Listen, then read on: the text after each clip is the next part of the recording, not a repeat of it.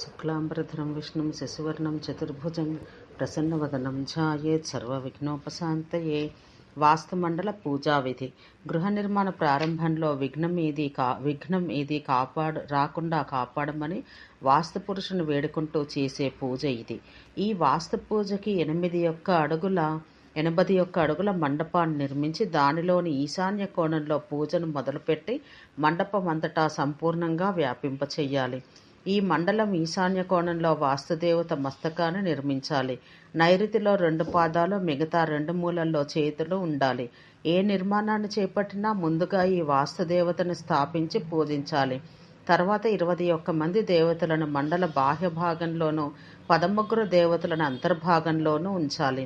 బాహ్య దేవతలు ఈశ, శిఖి, పర్జన్య, జయంత, కులిసాయుధ, సూర్య, సత్య, భృగు, ఆకాశ, వాయు, పూష, వితధ, గృహక్షేత్ర, యమ, గంధర్వ, భృగురాజ, మృగ, పితృగణ, దౌవారిక, సుగ్రీవ, పుష్పదంత, గణాధిప, అసుర, శేష, పాప, రోగ, అహిముఖ, భల్లాట, సోమ, సర్ప, దితి, అదితి వీరిని పూజించిన తర్వాత ఈశాన్యంలో జలాన్ని, ఆగ్నేయంలో సావిత్రిని, నైరుతంలో జయని, వాయవ్యంలో రుద్రదేవుని పూజించాలి.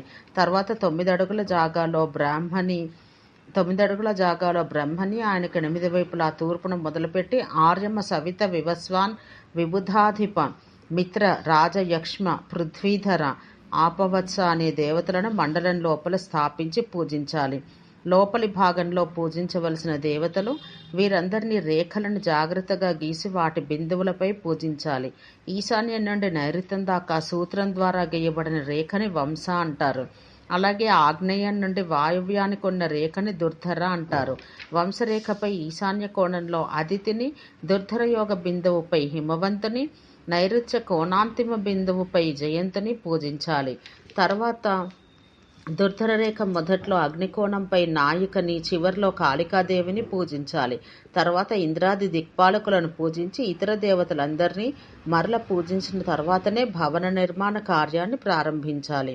భవనానికి ఎదురు భాగంలో దేవాలయం, ఆగ్నేయంలో పాకశాల, తూర్పులో యజ్ఞమండపం, ఈశాన్యంలో సుగంధ ద్రవ్యాలను, పూలను దాచుకునే చోటు, ఉత్తరంలో భాండాగారం, వాయవ్యంలో గోశాల, పశ్చిమం వైపు కిటికీలు, జలాశయం, నైరుత్య కోణంలో సమిధ, కుశ, ఇంధన, అస్త్ర శస్త్రాదులకు చోటు, దక్షిణం వైపు సుందరమైన శయ్య, ఆసనం, పాదుకలు, జల అగ్ని దీపాలు, భృత్యులు, అతిథి గృహం ఉండాలి. ఇంటి మధ్యలో అంటే నడివాకిట్లో గల ఖాళీ జాగా నిత్యం నీటితో చెమ్మగా ఉండాలి. అందులో ఒక నుయ్యి, అరటి చెట్టు, 5 రకాల పూల చెట్లు ఉండాలి. భవన బాహ్య భాగంలో 4 వైపులా 5 హస్తాల పిట్టగోడలను కట్టి వీలైనంత ఎక్కువ స్థలంలో వన ఉపవనాల మధ్య విష్ణు మందిరాన్ని నిర్మించాలి. ఈ మందిర నిర్మాణ ప్రారంభంలో 64 అడుగుల వాస్తు మండలాన్ని నిర్మింపచేసి అందులో దేవతను విద్యుక్తంగా పూజించాలి. అందులో మధ్య భాగంలో 4 అడుగుల మేర బ్రహ్మను, ఆయన సమీపంలో 2 అడుగుల జాగాలో ప్రత్యేకంగా ఆర్యమాది 8 దేవులని పూజించాలి. తర్వాత కర్ణభాగంపై కార్తికేయాదులను పూజను గావించి 2 వైపులా పార్శ్వ బిందువులపై 2 అడుగుల దూరంలో అన్య పార్శ్వ దేవతలను అర్చించాలి. తర్వాత వాస్తుమండల ఈశానాది కోణాలలో క్రమంగా చరకి, విదారి, పూతన, పాపరాక్షసి అను పేర్లు గల దేవశక్తులను పూజించాలి. పిమ్మట వెలుపల భాగంలో హైతుకాది దేవతలను పూజించాలి. హేతుక, త్రిపురాంతక, అగ్ని, వైతాళ, యమ, అగ్నిజిహ్వ, కాళక, కరాళ, ఏకపాదులను దేవతలని హైతుకాది దేవతలంటారు. ఆపై ఈశాన కోణంలో భీమరూప, పాతాళం వైపు ప్రేతనాయక, ఆకాశం వైపు గంధమాలి, ఆపై క్షేత్రపాల దేవతలకు పూజ చెయ్యాలి. పొడవును వెడల్పు చేత భాగిస్తే వచ్చే సంఖ్యని వాస్తురాశి అంటారు. 8 చేత వాస్తురాశిని భాగిస్తే వచ్చేది ఆయ. 8తో దీన్ని గుణించి 7తో భాగిస్తే వచ్చేది వృక్షభాగం. దీన్ని 4 చేత గుణించి 9తో భాగిస్తే మిగిలేది వ్యయం. దీన్ని 8తో గుణిస్తే వచ్చేదాన్ని పిండ అంటారు. దాన్ని 60 చేత భాగిస్తే జీవ మిగులుతుంది. శేషాన్ని మరణం అంటారు.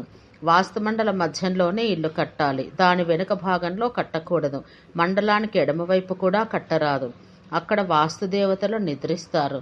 సింహ, కన్య లేదా తులారాశిలో పుట్టిన వారు గృహద్వారాన్ని ఉత్తరంలో పెట్టించుకోవాలి. ఇతర రాశుల వారు ఇతర దిక్కుల్లో పెట్టించుకోవచ్చు.